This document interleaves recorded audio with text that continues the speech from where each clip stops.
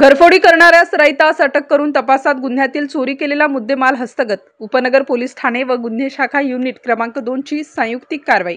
फिर्यादी सुनील बाबूराव गोडसे वय 54 वर्ष यांचा फिर्यादी अनुसार फिर्यादी हे त्याचे घराच्या दरवाजाला कुलूप लावून कामानिमित्त बाहेर गेले असता कोणीतरी अज्ञात चोरट्याने दरवाजाचे लॉक तोडून घरात प्रवेश करून घरातील सोने व रोख रक्कम चोरी करून नेल्याने पोलीस ठाणे उपनगर येथे गुन्हा दाखल केला।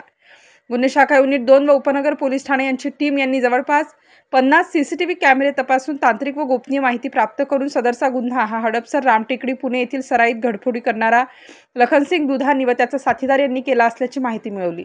गुन्हे शाखा युनिट 2 चे प्रभारी अधिकारी सहाय्यक पोलीस निरीक्षक हेमंत तोडकर यांच्या मार्गदर्शनाखाली युनिट 2 सहाय्यक पोलीस निरीक्षक समाधान हिरे व टीम यांनी अहोरात्र मेहनत घेऊन गुन्ह्यातील निष्पन्न आरोपी लखनसिंग राजपूत सिंग दुधानी वय 36 वर्ष यास ताब्यात घेऊन उपनगर पोलीस स्टेशन येथे हजर केले। तसेच पुणे येथे तपासकामी जाऊन मानवी कौशल्याचा वापर करून गुन्ह्याचा सखोल तपास करून आरोपीने चोरी करून मिळालेली रोख रक्कम व चोरी केलेले 4,64,000 रुपयांचे 53 ग्रॅम सोन्याचे लगड व दागिने तसेच 4 लाख रुपये रोख रक्कम हस्तगत करण्यात आली आहे।